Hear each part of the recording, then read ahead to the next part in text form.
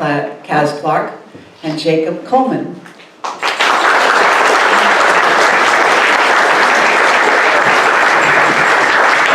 Oh my, seem to have filled the house today. It's good to see everybody. Well, firstly I have to say I apologise if some of you have never heard about the Pentyrch UFO Incident.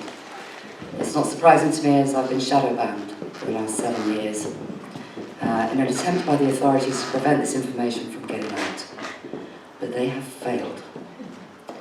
This is probably the biggest UFO incident in the UK, and it's unfortunate that I cannot talk in detail about the incident today because of time constraints.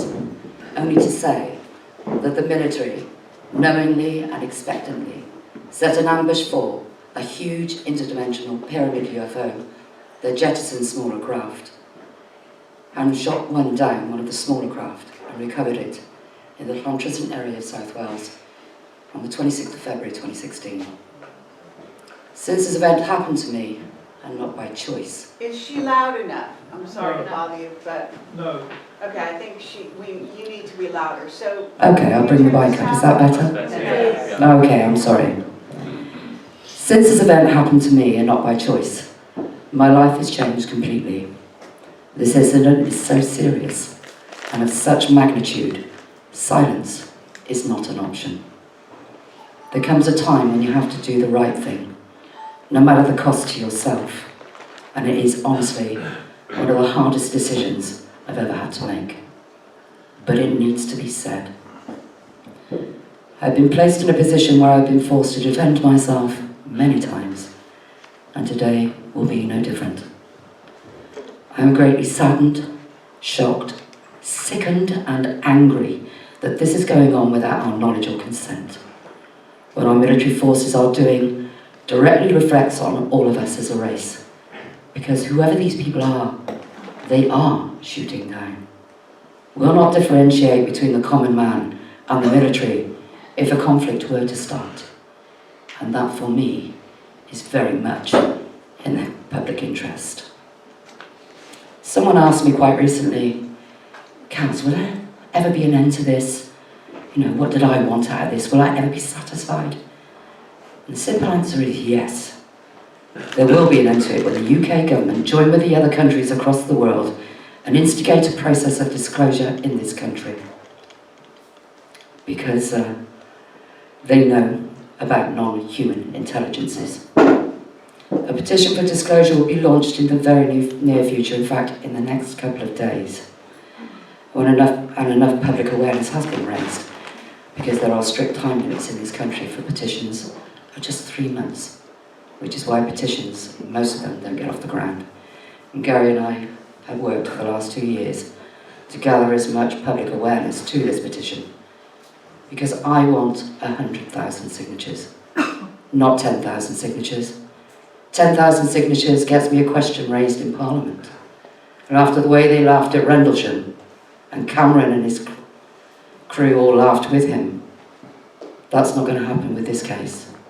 I want 100,000 signatures so I can place that petition in the hands of the Prime Minister himself and ask for a change in the law. Gary Jones and I have spent the last 7 years gathering the evidence, exposing the lies and the cover-up in order to bring you the truth. There are many presentations online, and of course the book called The Pentyrch Incident, the greatest UFO cover-up in modern times, which covers the first 5 years of the investigation, which is absolutely free on Amazon. But if you need a physical copy for the book, there is a printing cost, but it is non-profit. The official story was that this was just a military exercise, and I can assure you today, nothing could be further from the truth. Huge explosions that shook people's homes and the hospital. Broken trees, strange men and women in white forensic suits who were armed. And £3.8 billion worth of equipment in the air, and all at the same time, in what the military call silent hours.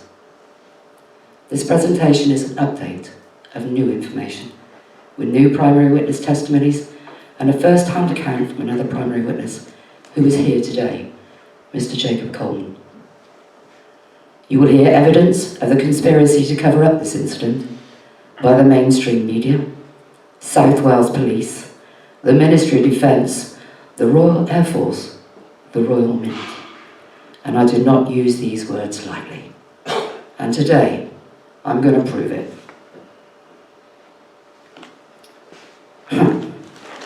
This was put out by the Daily Mirror. I think you all know who the Daily Mirror are. And terrified neighbours in a country village wake during the night to sounds of explosions and fighter jets. Villagers were terrified when they woke to sounds of explosions in the sky. Remember that, in the sky, not on the ground.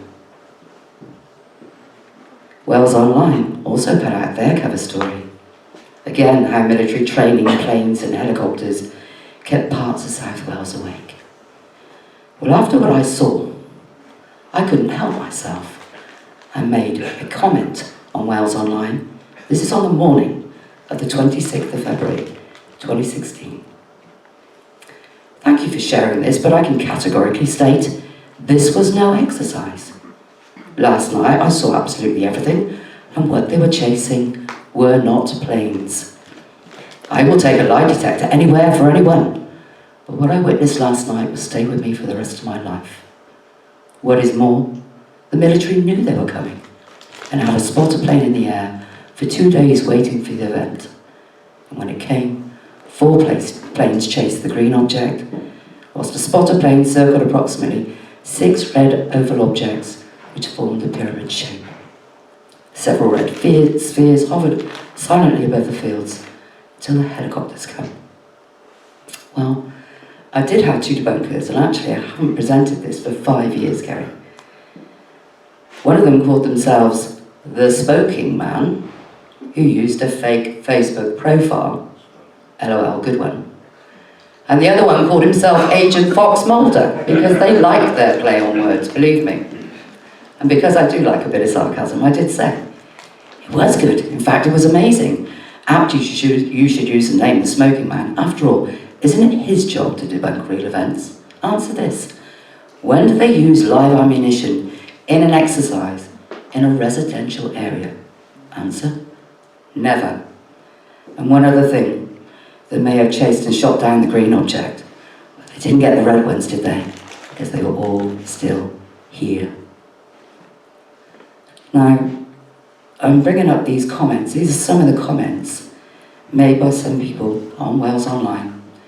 Some of them saying, yeah, we don't know if the plant's caught on fire, maybe. I could smell burning after the first bang.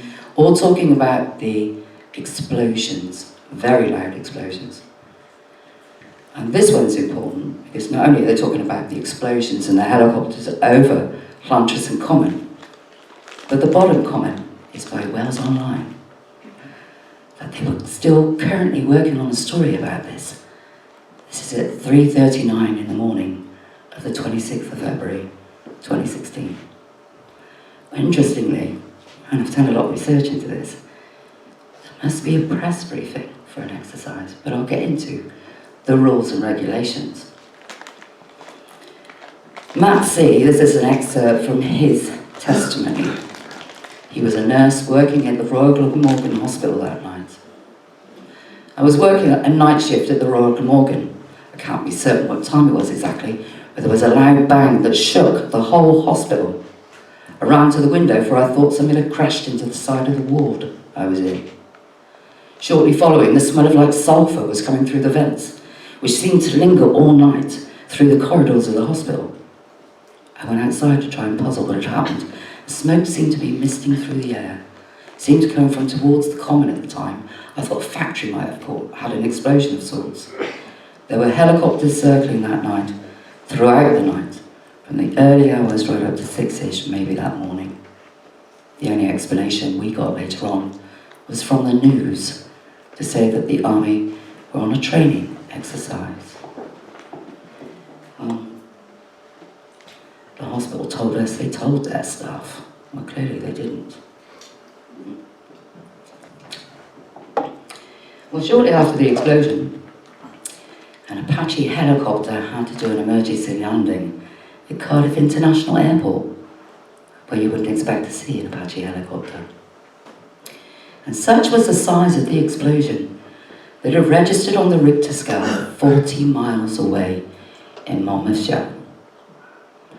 So we asked the Ministry of Defence what targets were fired upon during the operation. Oh, no live ammunition was used, therefore no targets were fired upon. Really? What was the cause of the 2 explosions that were heard by residents? The explosions were controlled detonations of simulated munitions to assist the exercise. I'd like to see them place one in the air. Well, moving on, we'll stay with the Ministry of Defence, because one of the things they did was they conducted a meticulous metal search on Pentyrch and Coleman, using troops on the ground, Chinook helicopters and black helicopters that circled using spotlights at 4:30 in the morning in what the military calls silent hours. So we asked them, why did they conduct a meticulous metal search in the early hours of the 26th of February 2016 on Pentyrch and Coleman, and what were they searching for? And the Ministry of Defence's response was, this information is withheld under Section 26, not in the public interest, defence, national security. This is bits of old bike and bits of old washing machine. Been on the common for years. So I highly recommend the next time you throw out a washing machine, you phone your local MOD and let them know there's a national security problem at the end of your street. Well, whilst I was on Pentyrch and Coleman witnessing all of this metal, I spoke to 2 dog walkers there who told me that the first explosion was an air explosion, and the second one sounded like something landed or crashed into Smilog Woods. And this is where it gets particularly interesting. Because I knew the trajectory of the green object, this is the green object they shot down that night, which we can now prove. The Forestry Commission felled all of the trees within the debris trail. So I asked Gary, who's been an absolutely fantastic investigator in this case, to contact National Resources for Wales to find out why it was they felled these trees. And they told us that they'd undertaken felling of larch infected with Phytophthora remorum, and that they'd had a plant health notice. Well, rather than ask National Resources for Wales for a plant health notice, because that would be the equivalent of asking the Bank of England for a £10 note because they make them, I found their management strategy meetings. And this goes from 2010 to 2018, and this is every single one, every single plant health notice issued on Wales for those 8 years. Now I know it looks a bit busy. The map on the far left is colour-coded for the years that you can see. At the bottom here, I think I can point it out, this road here, the A4119. And this road is shown in its entirety. And at the top we've zoomed in a bit more to show the location of the Royal Glamorgan Hospital and Smilog Woods. And there has never been a plant health notice issued on Smilog Woods at that time, ever. So because I know the truth, we dug a little deeper. Now this map on the left-hand side is of Smilog Woods, and the brown area are the areas outlined for felling. The red circle is where the crash site is, and the debris trail. And would you believe it was never outlined for felling, ever, but they felled it anyway. Now interestingly, what they should do for large disease is what they call a sanitised felling, which means that all the wood must be removed, because this pathogen is so harmful, it's already infected over 150 different types of plants and trees, and it's a very real danger of wiping out our ancient forests. So they have to be very strict with this thing. They must watch all their equipment, every precaution must be taken so as not to spread this pathogen off-site, and they must erect warning signs, and they must leave the land free and fallow for a minimum period of 3 years. Well, I found a place in Birmingham in the UK, and it's called Lickey Hills Country Park. And they really did have larch disease. And they turned this beautiful woodland walk into this, a barren wasteland, because every branch, every tree, every stump has been removed. And they put up warning signs. We ask visitors to help us in our efforts to stop this disease from spreading by observing any closures and cleaning your shoes, wheels and dog's paws so as not to spread this pathogen. And that's what they did in Smilog Woods. Tell me, does that look like a sanitised felling to you? And they've replanted it already. All of the saplings I've outlined here in these white lines in these clay-covered hills are new trees. They planted in amongst all of this debris. That is not a sanitised felling. Well, shortly after the event, we had some very strange men and women come and camp in the fields of Pentyrch. We've never had people camp there before or since, and they turned up unannounced. And I only knew they were there because they'd given different stories to different people in Pentyrch. One group were told that they were a fracking survey team, which didn't go down well in the village at all. And then they said that they were Vodafone doing field research. Well, this tweaked my curiosity, so I went out to see who these people were. And believe me, if it weren't for these few photographs, there would be no evidence whatsoever those people were ever there. No exercise has ever been listed for them, and they lied about their identity. But this is one of the things I wanted to get to the bottom of, because I'm pretty clued up when it comes to the military and what they should and should not do. So we sent a Freedom of Information request in to the Ministry of Defence, and it's dated the 24th of October 2018.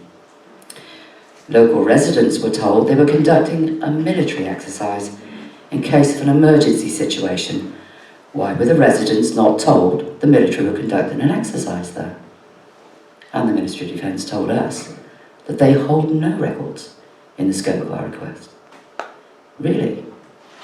Now, because I know the truth, we dug again, and the Freedom of Information references are on the top of this slide, and you can go on whatdotheyknow.com and type that in, and the Freedom of Information request will come up for you. So we asked again, why did you send a clean-up crew after the event? What were they searching for? And why were they carrying guns? And the MOD stated, in its response in the earlier Freedom of Information request, as stated in the MOD's response dated 24th of October 2018, no information is held in the scope of my request. A further search has been conducted, and I can confirm the Ministry of Defence holds no information. Really?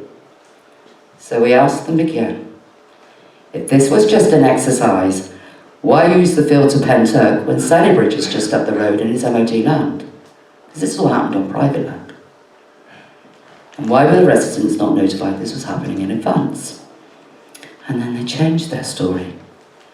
As stated in the MOD's response dated 24th of October, some of the information is held in the scope of your request. This information is withheld under Section 26, Defence.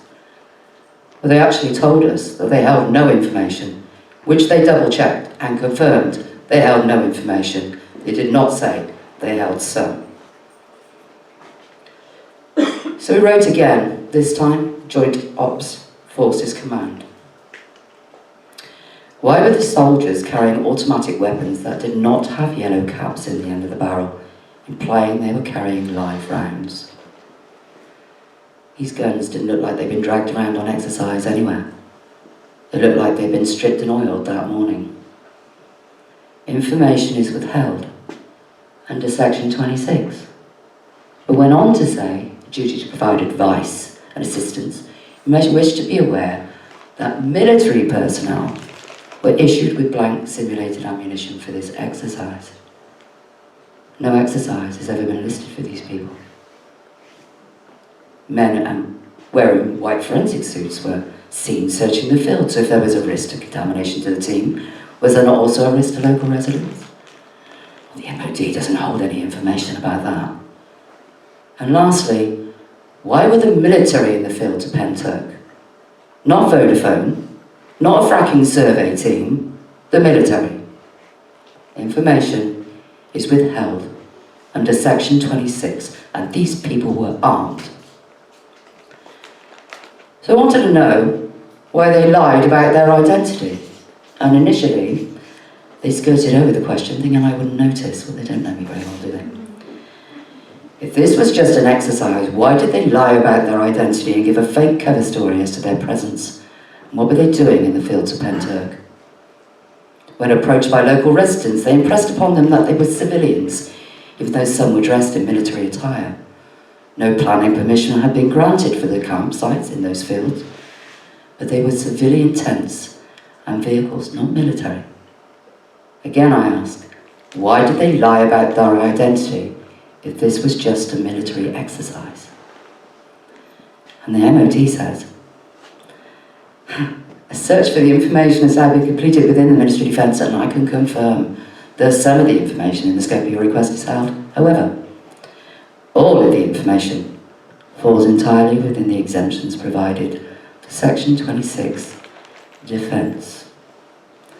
Well, I was pretty sure this wasn't right or proper, and I found this wonderful document by the Defence Infrastructure Organisation, training over private land. This isn't now on Ministry of Defence land. This happened on private land, behind my house. And it's for the Ministry of Defence. And these are their rules and regulations. And this is why I love the military, because you don't break the rules. You take your life in your hands if you try. And the first thing I looked up was identification.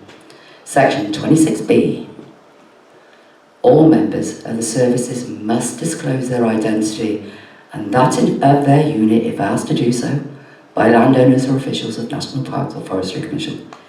It may not always be possible for landowners and officials to be readily recognised, but any persons questioning personnel on private land must be assumed to have a valid reason for doing so.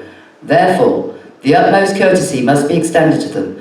Parties of service personnel or individuals are not to avoid any person attempting to question them, but they did, and they lied, and they were armed. So I wanted to know what else they're supposed to do for an exercise of this magnitude, because they had £3.8 billion worth of equipment in the air that night. So these are some of their rules.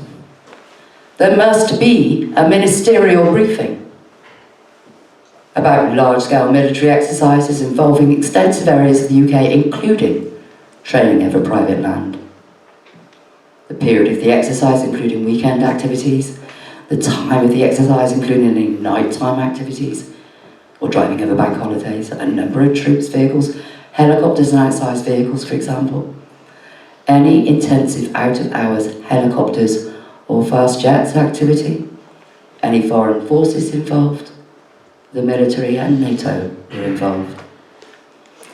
Details of open days and media briefings, well, we know the media weren't briefed, and a draft letter for the Minister to send to members of Parliament and members of devolved legislators whose constituents are likely to be affected by the exercise activity. Okay, so this is what they're supposed to do. So we wrote to the Welsh Government, and the Welsh Government neither manages exercises in Wales nor holds a record of military exercises. So they didn't know. So okay, perhaps local government would know then, because this happened over people's homes. I'm researching the incident on the night of the 25th and 26th of February 2016, which involved the supposed military exercise which took place in the area of Pentyrch Common to Pentyrch, an area in which the Royal Glamorgan Hospital and the Royal Mint are located. Did the council have prior warning that the exercise was taking place? And if so, how much notification was given? Surely they would know. We refer to your Freedom of Information request in respect of the incidents on the night of the 25th and 26th of February 2016, which involved the supposed military exercise, which took place in the area around Pentyrch Common to Pentyrch, an area in which the Royal Glamorgan Hospital and the Royal Mint are located. The authority was not made aware of any exercises in this area on these dates. And is not aware of any council property being damaged. And we certainly know there wasn't a press briefing, because Wales Online was still working on a story about this at 3:39 in the morning. But we wanted to know who else knew anything. Surely the fire service would know. There was huge explosions going off.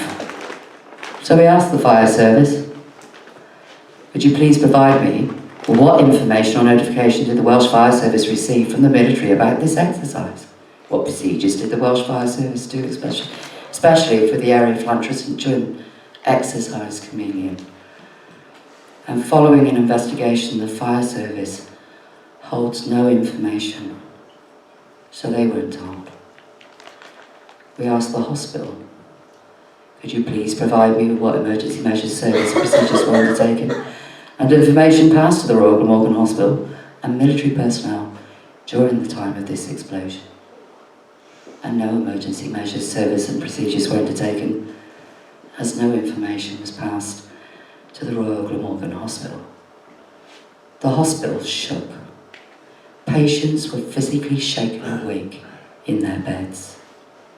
God forbid they were doing neurosurgery. So one of the other things I wanted to find out about was the use of ammunition and pyrotechnics, as they've admitted now on 2 occasions that they use simulated munitions and blank firing ammunition. Special attention has been paid to any restrictions imposed by the landowner. I'll get to the landowner in a minute. About blank ammunition or pyrotechnics. When permission has been given,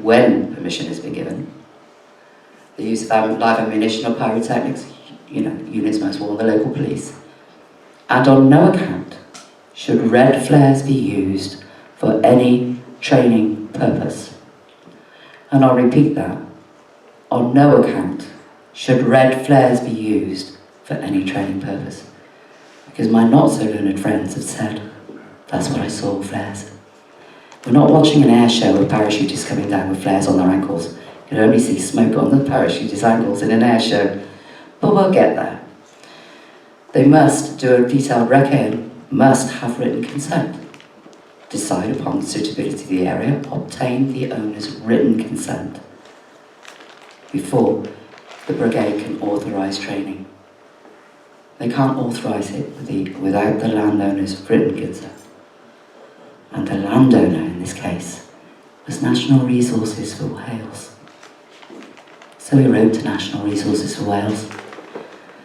I'm writing in respect your follow-up request for information dated 23rd of February 2018. Why was Smilog Woods closed to the public during this time, February the 25th and 26th, 2016? What exactly is the reason for the military being in Smilog Woods during this time? Whose authority was it to close the woods to the public during this time? And why were the roads closed down in the area of Pentyrch and Smilog Woods during this time? And they wrote back to us. There was no permission granted to the military to close the woodland and the public paths and to let off explosives in the woodlands mentioned during these dates, or in fact, any dates. So we have no records. This type of activity would have required permission. Therefore, if it had occurred, we would have had a record. Therefore, Regulation 12.4a, Environmental Information Regulations 2004 applies. Information not held. And without permission from the landowner, no exercise could ever take place. Well, this lady, Miss Martin, wrote to the Ministry of Defence Joint Command to find out whether or not flares were used. And this lady did this independently. I don't know who she is. I would like to request information regarding exercise Chameleon that took place in Pentyrch and Pentyrch in South Wales on the 25th and 26th of February 2016. Can you tell me were any aircraft flares let off during this exercise? If so, what time were they set off? And if so, what location were they set off? And a search for the information has now been completed within the Ministry of Defence, and I can confirm that no information is held in the scope of your request, as they're not allowed to use flares. No flares were used. Well, the only people that actually said that they received prior notification was the Royal Mint. And there has been an attempt to backfill since this investigation came out. And they told us, whilst they received prior notification of a training exercise we refer to, from the Welsh Extremist Counter-Terrorism Unit, the Royal Mint had no involvement in respect to this exercise whatsoever, and our premises were not used in any way. The exercise had no impact on our security systems or alarms, and any road closures had no effect on us either. Okay, show us proof that you had prior notification. This is the Royal Mint, the most protected building anywhere in Europe. We have no paperwork or documented evidence. We were informed verbally, and given the passing of time and lack of written notification, we're unable to be more specific as to the time of the notification. This is the Royal Mint. There are military-grade explosives going off outside, and nobody checked. Nobody.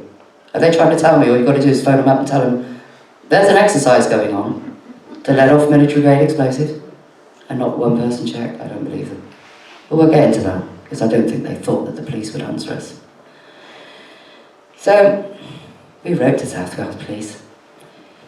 11 times we put this request in, and 11 times they tried to hide behind the same two exemptions, which really don't apply. I wish to request information pertaining to a training exercises. Could you please confirm whether you were or weren't conducting a counter-terrorism training exercise in Pentyrch or the local vicinity of South Wales between the 25th and 26th of February 2016? Reasonable question. What times did these exercises take place? Did these exercises take place, and for roughly how long? Were the local population informed that a counter-terrorism exercise was taking place during the requested time above? And can you please give any details to what equipment was used and how much these exercises disturbed the local population? Well, after 11 times of asking these questions and 11 times getting the same response, Gary and I did go to town on them a little bit, but this is their response. I'll read it very quickly. South Wales Police can neither confirm or deny it holds any information with regard to your request. In the duty of Section 11A, the Freedom of Information Act, actually, confirm or deny is a heading. You either have to confirm you have the information or you deny you hold the information, but you cannot say we can neither confirm or deny, or no Freedom of Information request would ever be answered. Anyway, they hid behind the same two exemptions, Section 24.2 National Security and Section 31.3 Law Enforcement. And they wrote, the security of the country is paramount importance to South Wales Police will not divulge whether any information is held, as this would undermine national security or compromise law enforcement. The threat of terrorism cannot be ignored. It should be recognised that the international security landscape is increasingly complex and unpredictable. The UK has faced a sustained threat of violent terrorists and extremists, and the more recently the threat has increased, yeah, probably to me. But we gave them enough rope, and they really did hang themselves. So this was my response, and rather than read out the whole thing, this was my response to them. Dear South Wales Police, thank you for your response to my Freedom of Information request. Whether or not you conducted counter-terrorism exercises on the 25th and 26th of February 2016 in the Pentyrch area of South Wales, you quoted two exemptions, national security and law enforcement. Having given your exemptions some consideration and wholeheartedly agreeing that national security should be a priority, I do not agree that your exemptions are valid in this case. You state to disclose whether or not the information is held would undermine the force's capabilities, which consequently would be detrimental to their ability to deal with the ongoing terrorist threat. It would be counterproductive to place any information into the public domain about any counter-terrorism exercises, which would inform the general public, especially those with malintent, that counter-terrorism tactics, techniques and procedures would have been on display or will be in the future. Counter-terrorism operations by their very nature are fundamental to the safety and protection of the country and the public at large. Therefore, to confirm or deny this information is held negatively impacting tactics, techniques and procedures, which is not in the public interest. Well, I give them a B+ for that. That was a good effort, but not good enough. Because on the 28th, this is what I wrote to them, on the 28th of June 2016 in the Llantrisant area of South Wales, you did indeed conduct a police counter-terrorism exercise in some disused warehouses adjacent to the Royal Mint at Llantrisant Common. A letter was issued and sent to all residents of Llantrisant and the surrounding areas to warn of this exercise in advance. Posters were also erected giving notice of this aforementioned exercise. Did the rules for national security or law enforcement not apply then? Or indeed, the public interest? This is just one example of police counter-terrorism exercises being announced in advance, where they were advertised by the mainstream media, on television, on local radio stations. Surely notifying people in advance, sometimes months in advance, would be a risk to national security. I'm asking you about an alleged exercise that took place 7 years ago and would in no way impact national security or your techniques and procedures. Police counter-terrorism exercises have always been announced in advance in every major city in England, Scotland, Wales and Northern Ireland. They've also been announced on a Europe-wide counter-terrorism exercise in advance. This subject has never been a secret until now, for these 2 dates specifically. You mentioned several times your tactics, techniques and procedures. I'm not asking you for any of those, but here's a link to a video on YouTube where a senior police officer is giving a running commentary of your police in action during one of your counter-terrorism exercises. This is in London, and it just happens to be the Assistant Commissioner herself. I feel you are deliberately trying to avoid my question, which is reasonable. And if national security or ability to police did not apply in the country's capital and in every major city in the United Kingdom and across the whole of Europe and the rest of the world, why then will you not answer any of my questions regarding the 25th and 26th of February 2016 in the Llantrisant area of South Wales? If you do not answer my request, I will ask for an internal review, providing more evidence if necessary. If that fails, I will lodge a complaint with the Police Complaints Committee and my MP. In the famous words of the late great President J.F. Kennedy, the very word secrecy is repugnant in a free and open society. The law requires that you answer me, and the exemptions you have given have never applied. Police counter-terrorism exercises have always been announced in advance, on the mainstream news, in the media, on the internet and on the radio. I would appreciate a very quick and timely reply, and not leave me waiting the lawful time allowed.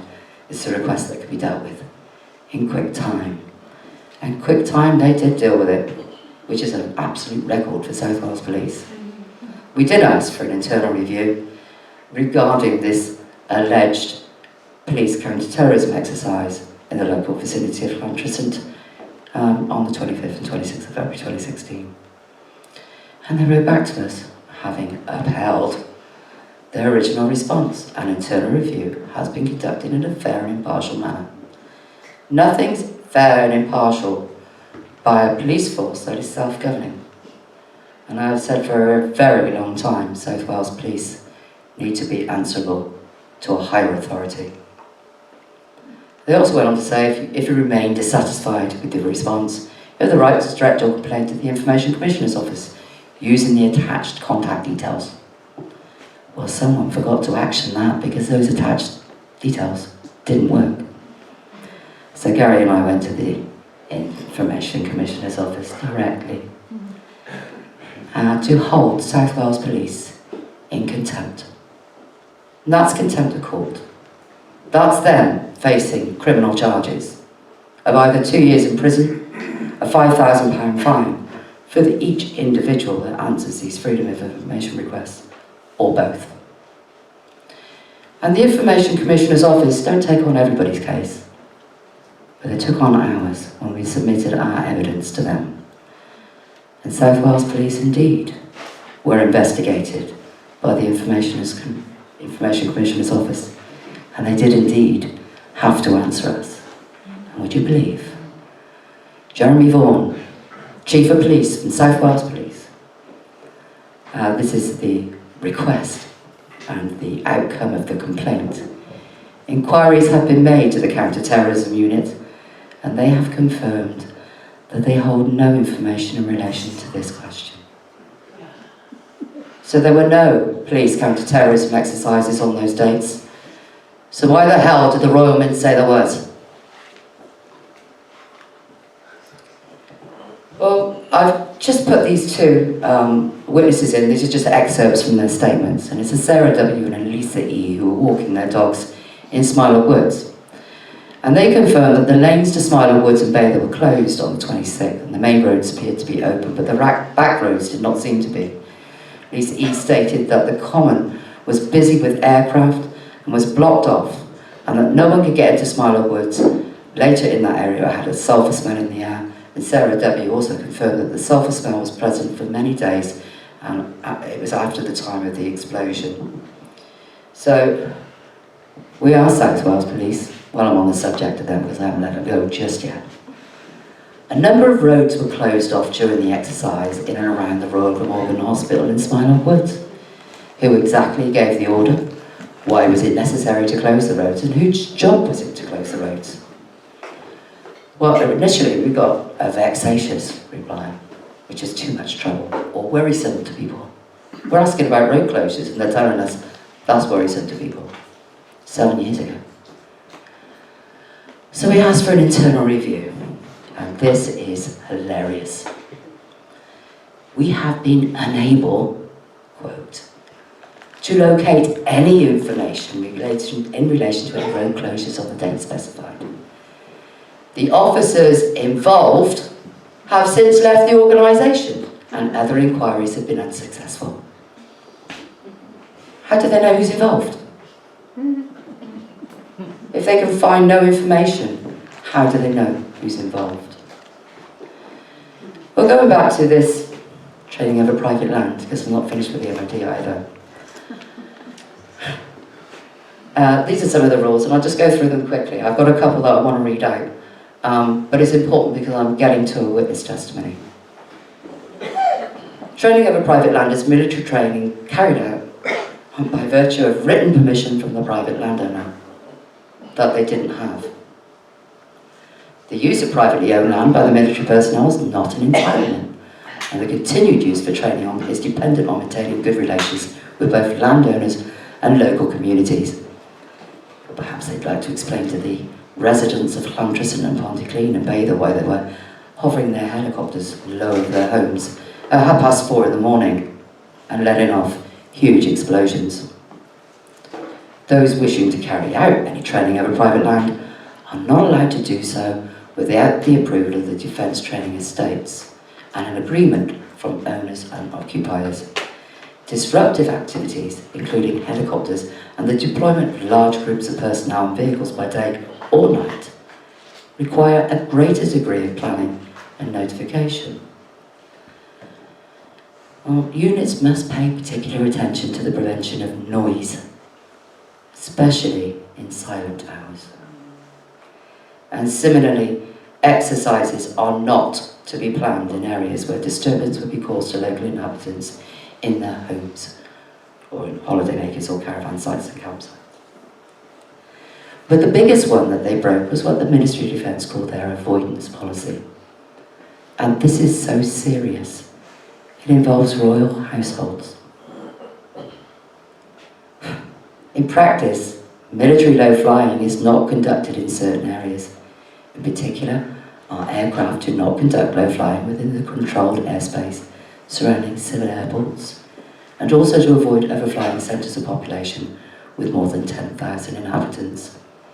In addition, there are restrictions placed on the overflight of specific industrial, medical, and other key establishments. Cardiff International Airport was just up the road where the Apache had to do an emergency landing. The population of Llantrisant is 13,264. The Royal Mint sits on an industrial estate. And forgive me if I'm wrong, but it's the Royal Glamorgan Hospital, not a medical facility. Please tell me what part of that avoidance policy that they ignored that night didn't they break? Now the public right-of-way, and this is important because I'm getting there, please bear with me. Service personnel on foot are entitled to use the public facilities in the same way as civilians, but must not monopolise the area. If a public right-of-way crosses an area of private land for training of a private land, it must remain open to the public. There is no legal mechanism to close a public right-of-way. If you want to sit down and have a picnic in the middle of one of their exercises while they're shouting bang bang at each other, you can. So sick of their lies, I wrote to the Ministry of Defence because I wanted some answers. What person, organisation or public body did you receive written permission from to conduct this exercise over private land? The Ministry of Defence holds no information. What information was given to the local community or local government for such a loud and disturbing exercise over a congested area? Well, the Ministry of Defence holds no information. Were any restrictions placed upon you by the landowner, organisation or public body prior to this exercise? The MOD holds no information. What written permission did you have to land your helicopters in silent hours in a congested area? The MOD has no information. And can you supply a copy of the detailed recce, including a photocopy of the map and routes? And would you believe the Ministry of Defence don't have a single piece of paperwork for a multi-billion-pound operation that they conducted over a residential area next to a hospital in what they call silent hours. Now there's been a big thing made about this NOTAM that was posted. A NOTAM is a notice to airmen.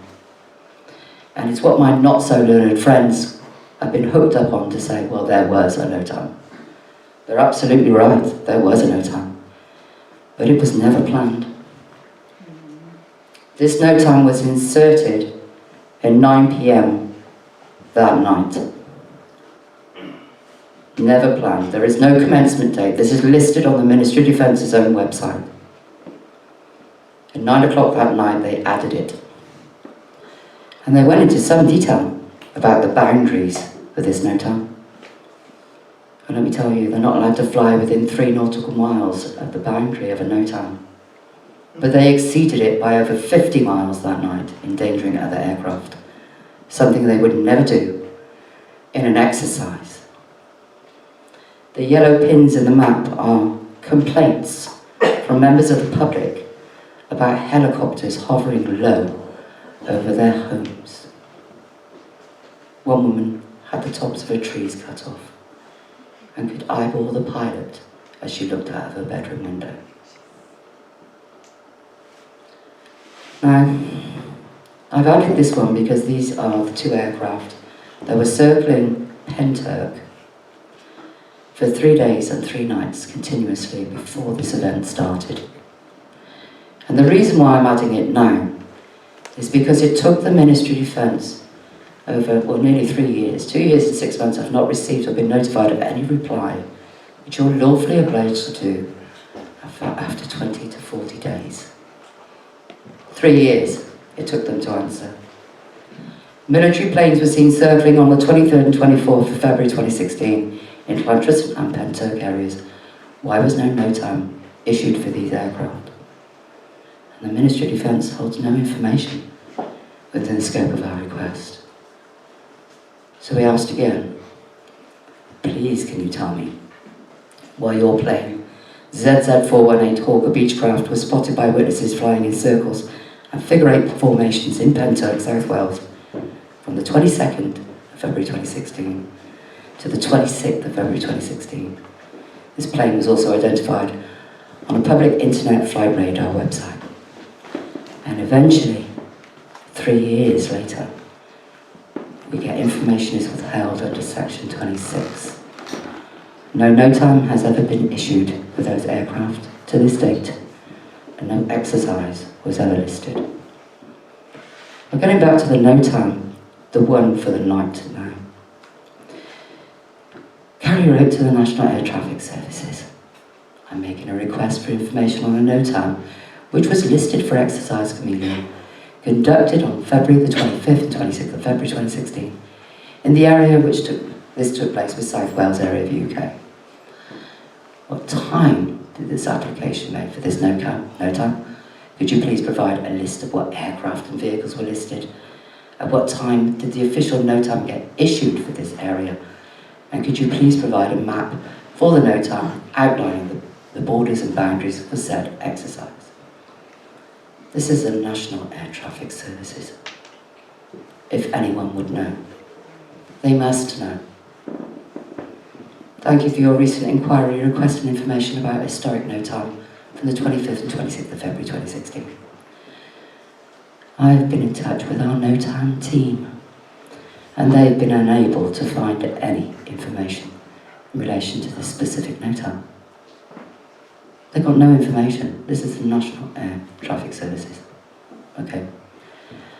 So let's speak to the Ministry of Defence, because these were the people that issued the NOTAM.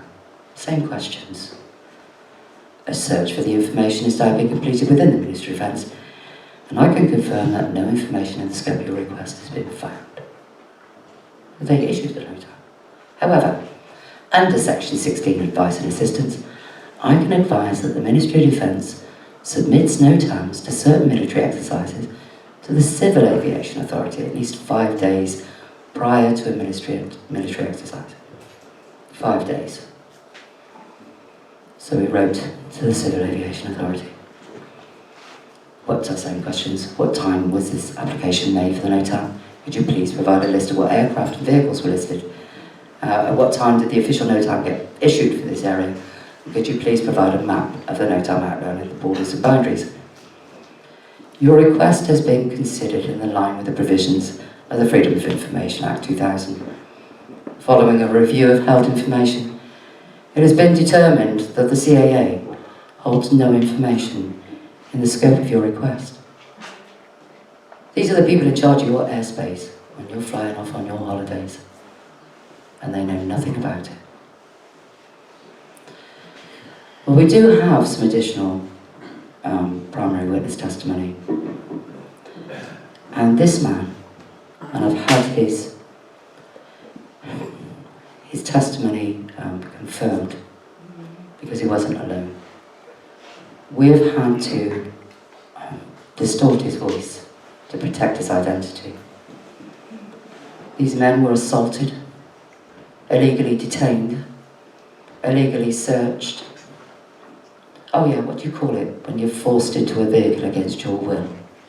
And driven off into the night and you've no idea where you're going. You've no idea if you're going to live or die. Oh yeah. Kidnapping. You're absolutely right. Kidnapping. Which is a breach of international humanitarian law. Please listen carefully. Some of it is quite difficult to understand.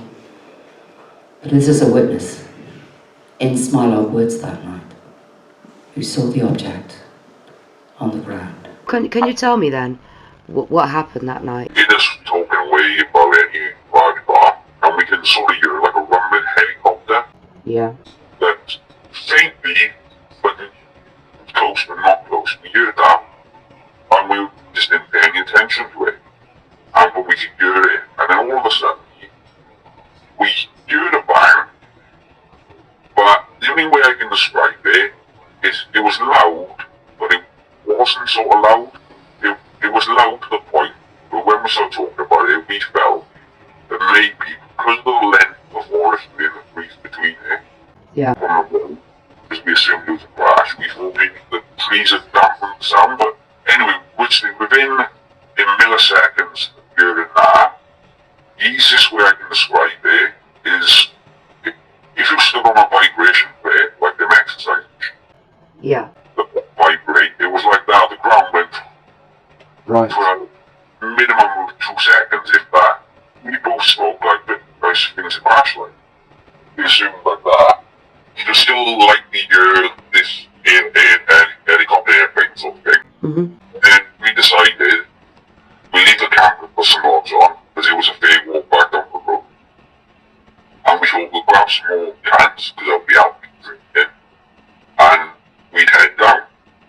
So as we were going downtown, to where it is, Were you walking down the main road then? no, we were walking down through the woods first of all, Okay. because we were like so far up the woods towards the front of the game mounted right at the back. We had to walk down through the woods, not so much on the trail, off the trail. So as we were getting closer now, we could hear, like, people sounds. So as we're coming, we turned our torches off, and we got low down and waited a couple of minutes, walking like, should we go there, like, is it bad idea if we see something in a crash, that sort of thing. Anyway, we did decide we're going to go further on that look, so we managed now to get to a point where we did crash on the one side of the road, Yeah. and then you have to make the lane, and then the other side is like a bit of a bank, and like an incline of trees. Well, there, obviously, we were coming down that incline of trees and trying to be quiet and sneak in, and we were I couldn't get maybe 30, 40 feet still up in these trees, where we could see down to the road, and sort of the other side where this incident had been. Yeah. And then we decided, going from thinking it was a crash, or maybe it's, you know, a helicopter plane crash sort of thing. So we're looking down and we can see loads of vehicles, and they're all parked up. They're parked all here and there. And I can only describe a military sort of suit, this, I assume, what it looked like. And people, how can I explain it? I don't know what it's called. They're like all in one suit. Hazmat. That's the one. So like, we've seen 2 or 3 people walking around in where this object was, that crash thing, and we can see an object, but on my honest truth, seeing it there, and bits and things all the way, I can't say to you, I seen a UFO. I can't say I seen a plane. As I'm looking at it, obviously being a little bit drunk, at that time we assumed it was just an aircraft. Any wings or tail sections? Could you see any shape to it at all? Any colour? Anything like that? What I could see when we were waiting in the woods and walked out was like a trail, maybe so far behind it, not a long trail from what it was, the object, but there was debris, but I can't specifically remember seeing wings. You know, I'm not saying it didn't have a propeller, but it had a trail that sort of left behind there, and you could see down his wings. Yeah, I saw that on the day we went up on the morning of the 26th. And all I can remember seeing from where we was looking down into what they were around was, to me, if you picture, you know, like a glass Coke bottle, Yeah. half of a glass Coke bottle without the top end, that sort of little dip shape and then back with bulbs for water. I can pretty much remember that sort of shape, but we could possibly say as well, because it looked like it mounted, not so much mounted, but dug in the ground. Okay. You know what I'm saying? When it hit the ground, I'm not saying there wasn't more to it, but perhaps it dug in the ground. I'm not saying it was, but it could have been. Because like when objects crash, they hit the ground, don't they, and they dig in. Yeah. Well, anyway, gone from there then, where we was, we decided, oh, we'll walk onto the road. We'll be fine. Literally, we've been stepping on the road and walking not even 5 yards. People come up to us and grabbed us, and I mean grabbed us, like grabbed us. Yeah. And they took us behind the truck so we couldn't see anything. And they asked what we doing here, and what we seen.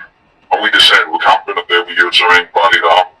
And they were like, what devices we got? They check up what they took our phones. All of a sudden, one of them walks off from us and gets in a truck, a pickup truck, sort of vehicle. Yeah. And he pulls along, and then they sit us in there.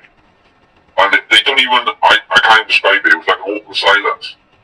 All the way up down then to past that hotel, down to by L'Oreal, and then they drove us up to the bus stop. Do you know where that is in Talbot Green? I do, yeah. And when we pulled up on the bus station, I can only describe it, we sat there for like a minute before they even let us out. But there was no words, they didn't say anything. We were just sat there, and one of them was doing something, and the other one was looking at him and pointing us out towards the driver. And then they opened the door, one of them opened the door and let us out. And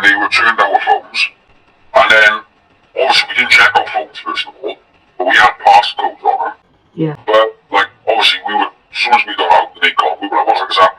Oh, what the hell? That's an excerpt from his interview. That's not the whole interview. The military are not allowed to monopolise an area for an exercise. There's a public right-of-way that goes through there. They kidnapped those men and took them miles away. And they had to walk back because their vehicle was there. Kidnapped. And the military had absolutely no permission to be there. Now we have another primary witness from Pentyrch. And she's... I hate this because some people said, oh, you know, anonymous witnesses are sketch. They're not sketch when they're protecting their professions. These people are professionals. They don't get any monetary gain from coming forward, but they have the decency to write us a statement. And here is my statement, not mine. On Friday the 26th of February 2016, I was woken up in the middle of the night by loud aircraft noise and very bright lights. I looked out of the bedroom window towards the fields behind the primary school in Tillycoid Woods. I was concerned as the lights were so bright and the noise so loud. I thought an aircraft was crashing in the fields due to the low height.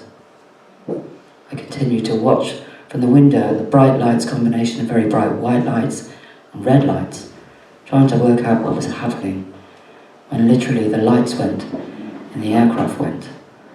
I couldn't decide if they went to ground or flew off. It happened quickly where I was, and looked as if one went to ground. I couldn't make out about any amount of aircraft as the lights were blinding, but there were a few by the different engine noises. I stayed still watching, waiting for signs of a crash to decide whether to go out and help, but I could not see any smoke or signs of a crash. It was bizarre, as we had very little sleep in our house, but the children waked to this and slept all night. It was the only night since 2007 that I've not had a child awake. This is something that still stands out as being very odd to this day for us, as it's still the only night our children didn't wake. This lady has 3 disabled children. Something else was going on that night. And that'll tell you how low those aircraft were that she thought they were going to crash into the fields. Because the military broke every aviation law that night, both in minimum heights and minimum safe separation distances. We have the Coleman witness. This is the public statement. A family living in Coleman, a village in a rural setting southeast of Bridgend, not far from Pentyrch, was awoken just after 2 a.m. by their house vibrating. The house felt like it was shaking, and the noise, never heard it in my life, a very strange noise, almost felt like it was static feeling. A dog was barking and was described by witnesses as bonkers behaviour, which is not characteristic. Through the window, the witnesses saw a large object flying over the house, roughly west to east, just over the rooftop. The object displayed a row of orange and red lights and its underneath surface had a light green hue. A green light glow was seen leaving the main group of lights, and this descended into the fields in the area southeast of Coleman. During this time, the witness managed to get several photos on his mobile phone. And yes, we do have them. About 6 to 7 minutes later, several aircraft were heard flying overhead. Bright lights were seen, and what were thought to be Apache helicopters were heard flying around, but which were dark and did not display any navigation lights at 2:33 a.m. These were heard circling the area where the green light had gone down for 5 to 6 minutes. The aircraft then headed off to northeast, roughly in the direction of Pentyrch and Pentyrch. Then all went quiet and the witnesses went back to bed. Following the incident, the official explanation that this had been a military exercise persuaded the witnesses that this had been the case. But recently, on learning of the incident at Pentyrch, the witnesses checked the dates and times on the photographs and realised that the incident that they experienced was on the same night and therefore must be linked in some way. Now I want to introduce you to a very brave man. This is the first time he has ever spoken publicly in his life. He is a primary witness to some of the events that happened in Pentyrch at the other end. Ladies and gentlemen, please give a very warm welcome and all of your support to Mr. Jacob Coleman.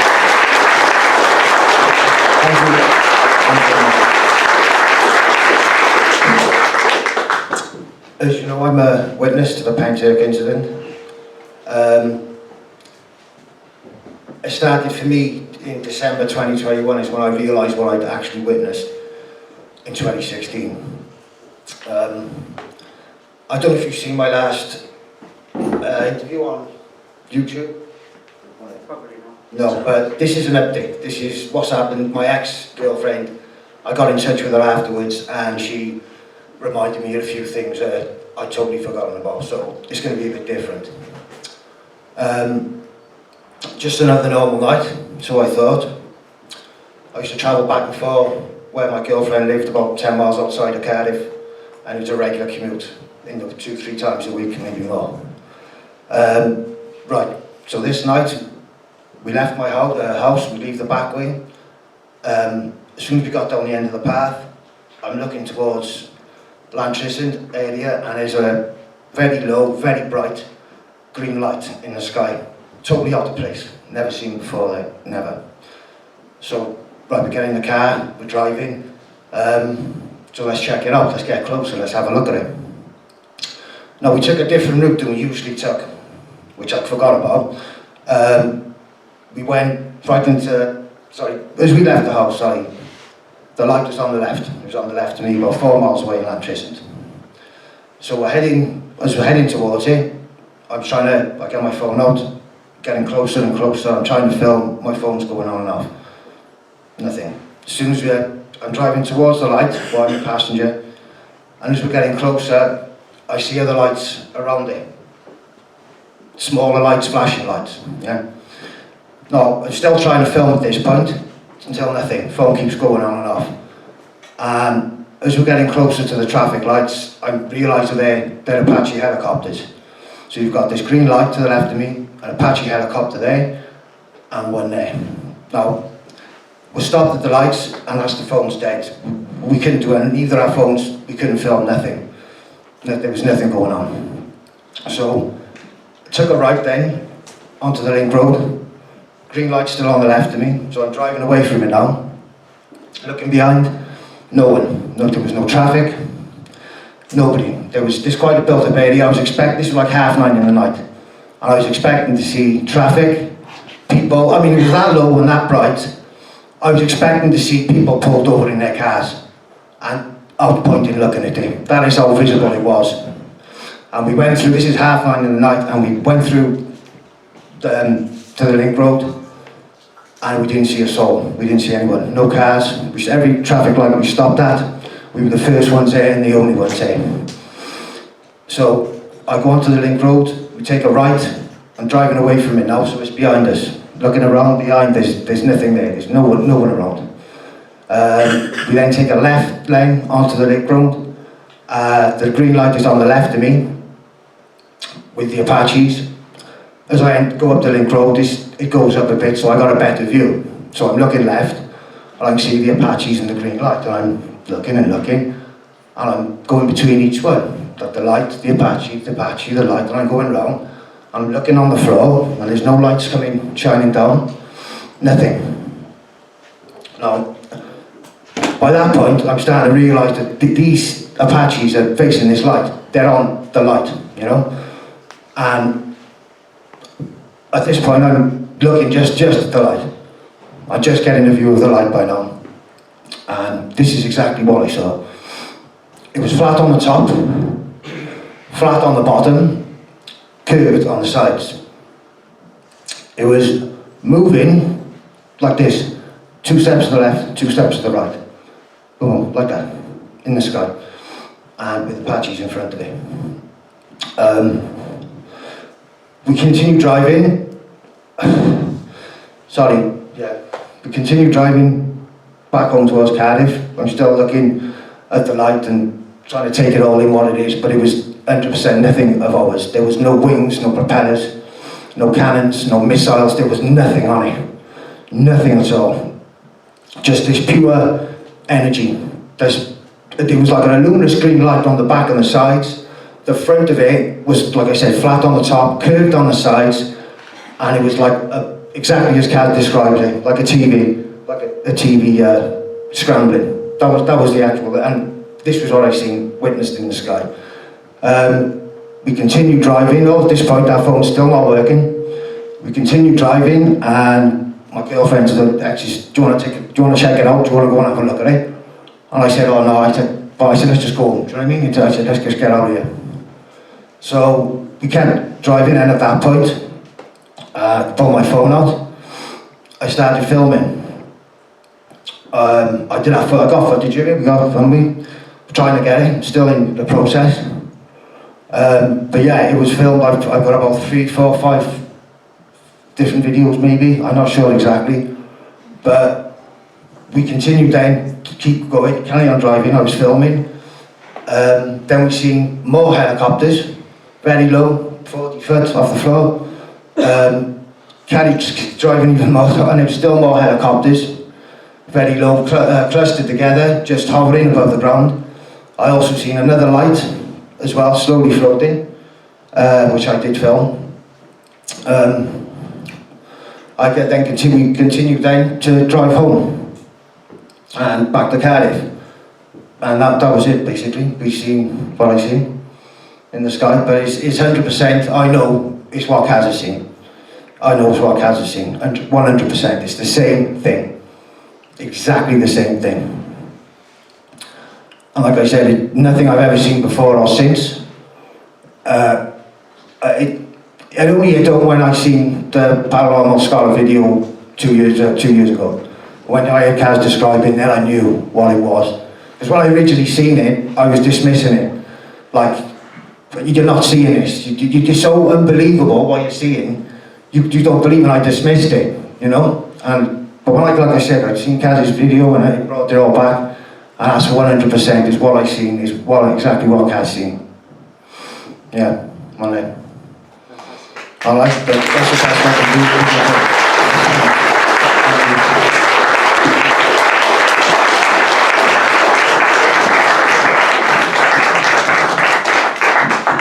I want to make sure, just 1 second, I want to make sure, was it understandable? Was he a little too close to the mic? Did you hear all of it, or was it all right? Yes. Okay? Just want to make sure to get a good recording. Great. I think Jacob was extraordinarily brave to come forward. But here's some of the best evidence that we've got to date. Firstly, let's have a look at, well, this is only in March of this year. It took them 7 years to answer us. I wish to make a Freedom of Information request, please. Could you please confirm if any information is held within the Ministry of Defence or the Defence Infrastructure Organisation or any office that would hold information pertaining to any day or night military exercises or day or night low-flying exercises for the area of South Wales for the time of February of 2016. I am treating your correspondence as a request for information under the Freedom of Information Act. A search for the information has now been completed within the Ministry of Defence, and I can confirm that no information in the scope of your request is held. There were no programmed Defence air exercises in South Wales in February of 2016.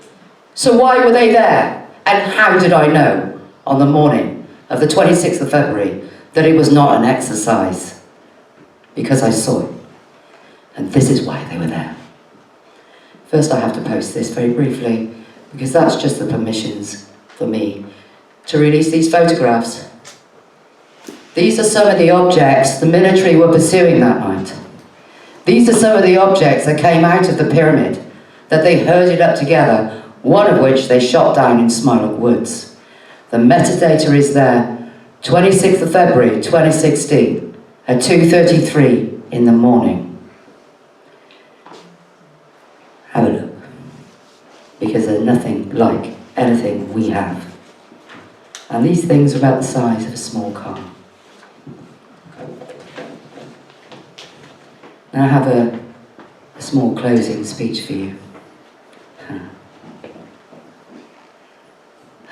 This could never have been, nor was it ever, a military exercise. The evidence has shown the Pentyrch Incident, above and beyond any doubt, was real. I would never have pursued the authorities like no other witness before me and held each one of them accountable if this did not happen. Together, Gary Jones and I have exposed the lies that we have been told and systematically took them apart. Because I know the truth. I saw it. And no lie, fake cover story, or non-applicable exemptions will ever stand against the truth.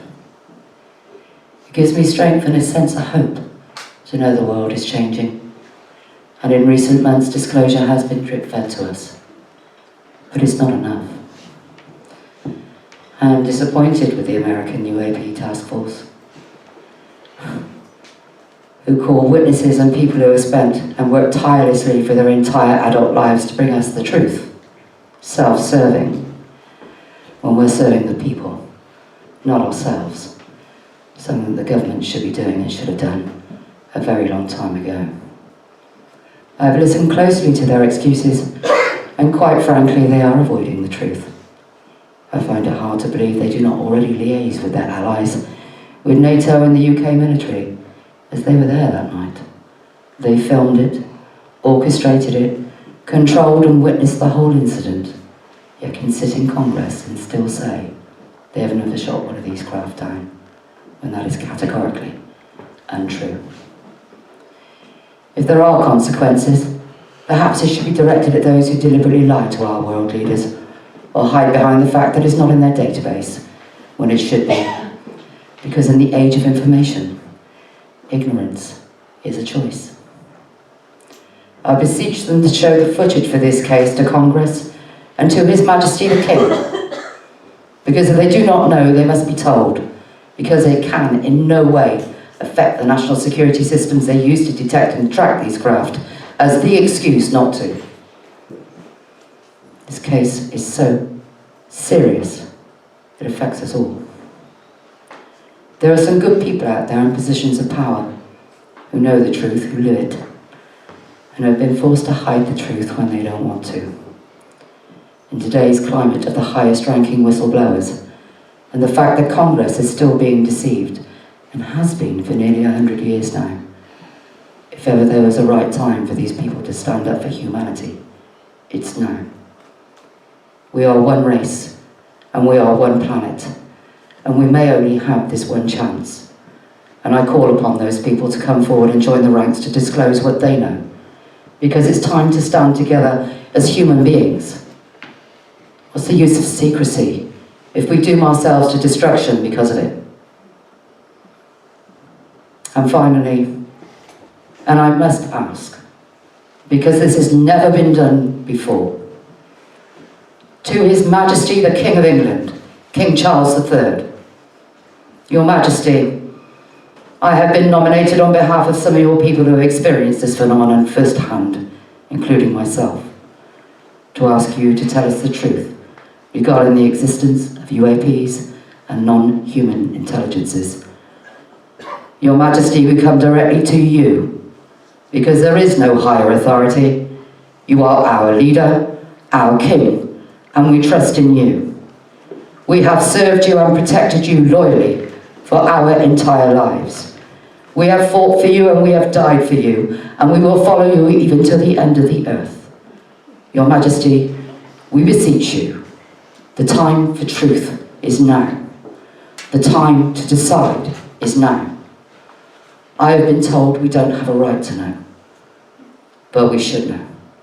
And more than that, for our undying service and loyalty, we deserve to know.